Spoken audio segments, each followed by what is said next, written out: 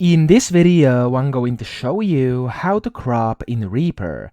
Now, to crop in Reaper, there's actually a few ways to do this. The first one's going to be simply dragging the edges, okay? So you want to go to the edge either at the beginning or at the end of your audio clip, and then you want to click and simply drag, and that's going to allow you to essentially go and crop it like that, okay?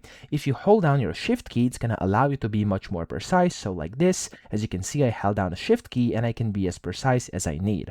So that's the first way. But then the second way is going to be to actually splitting this and deleting different parts. So if I go in, for example, select this part over here, so if I use this slider over here, which of course you can move around if you want to, you can then go and select where you want to do a split, and you want to press S on your keyboard. It's going to split. You want to go to the second part, click S again on your keyboard, and there we go. As you can see, there's splits. You can then click any of these and press delete on your keyboard, remove them, and then move these together, and there we go. You've kind of cropped your audio as well, okay?